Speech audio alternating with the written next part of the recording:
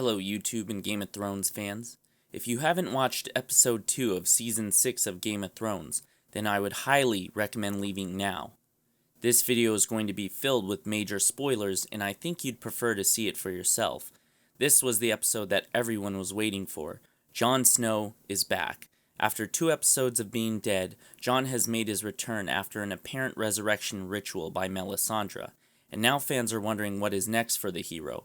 But before I talk about Jon and his storyline, which was the focus of the episode, let's quickly recap some of the other characters and where they're going. So in this episode we saw Bran for the first time in over a season.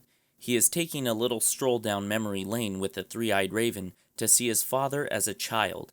In his flashback, he sees a young Ned, Uncle Benjen, Aunt Lyanna, and even a young and speaking Hodor.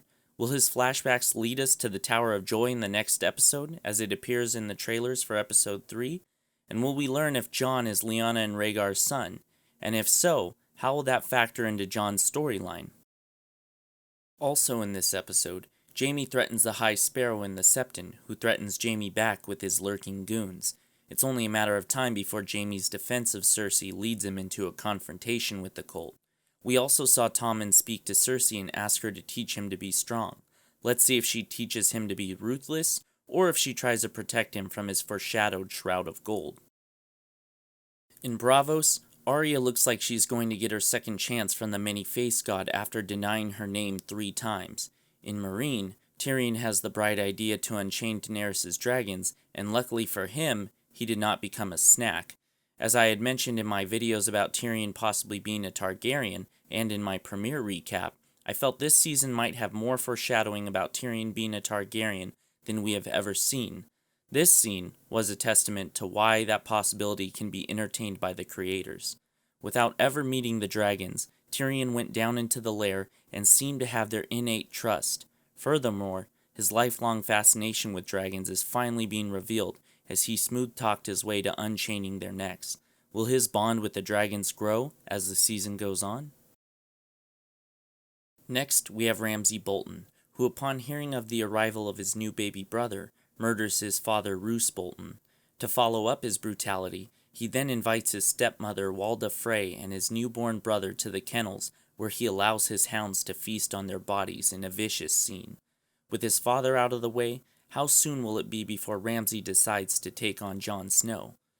On the Iron Islands, Balon Greyjoy was murdered by his brother Euron, a new character addition to Season 6. Will Euron try to make a power grab to take control of the Iron Islands? Or will Yara or even Theon, who tells Sansa that he is heading home this episode, contest their uncle's reign? Finally, we have Jon's storyline. So near the beginning of the episode, it looks like Sir Alliser was going to break down the door where Jon was being held. That was until the wildlings showed up and took Sir Alliser and the rest of the traitors as prisoners. Then Tormund takes a look at his old dead pal Jon Snow and says to get the wood ready to build a pyre. At this point, the show focuses on the other storylines until the final minutes of the show.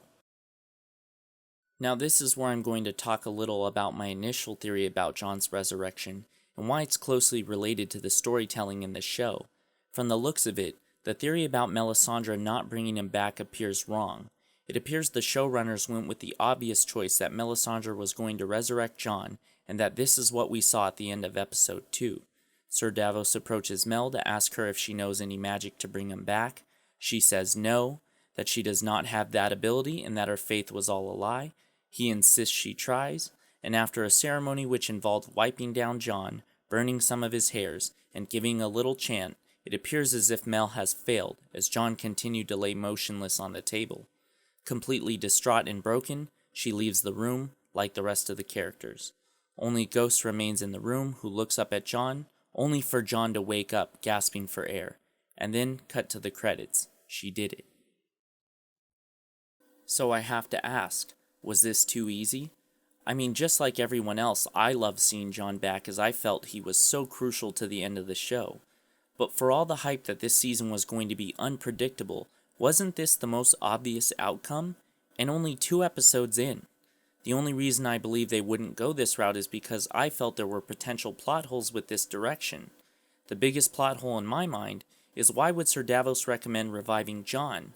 Aside from Sir Davos liking Jon and thinking he is honorable, what motive does he have for resurrecting him?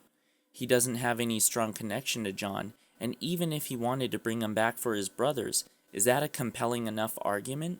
When other characters have died in the show, the rest of the characters just move on. Why was Jon different?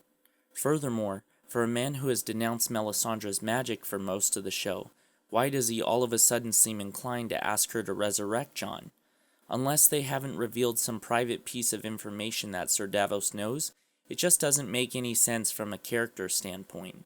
Even if Jon is a Targaryen, as I believe it will be revealed, Sir Davos likely doesn't know, which makes his behavior questionable. If anything, it should have been Melisandre seeking to revive Jon. Even if her faith was shaken, she did see him in the flames, which should have led her on a personal quest to find out why, which would likely renew her faith. There's still room for that now that he is back, but it would have made more sense if it happened first. To be honest, it could even happen far out from now, as it is still to be seen if Jon will be the prophesized warrior to pull the sword from the flames. But I'm asking all these questions with a purpose. For now, we can take Jon's revival at face value and say Mel did it, but there is always the chance that the showrunners try to pull a fast one on us and make it appear otherwise later down the line. For example, what if they go with the theory that Jon warged into Ghost before he died, where he remained until this scene? It's a major stretch for the show, but the groundwork for this idea is all in the book, especially when Jon's last words before he died was Ghost.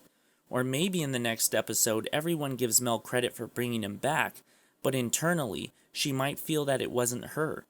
We saw how distraught Mel was and how little faith she had. It's not too crazy to think that she would be skeptical of her actions, especially if she has never done this before. Maybe this leads her on a quest to figure out why this happened, which then leads her to finding out the truth about Jon being a Targaryen. Again, it's Game of Thrones. Anything is possible. Until then, though, we can take Jon's resurrection as Melisandre is doing, and see what Jon is going to do when he gets back. We'll find out this Sunday when Game of Thrones features an alive Jon. Thank you for watching this video, and make sure to share it and like it if you felt it gave you some insight about Episode 2. Also make sure to subscribe if you would like to see more Game of Thrones videos, as well as other related content. Take care.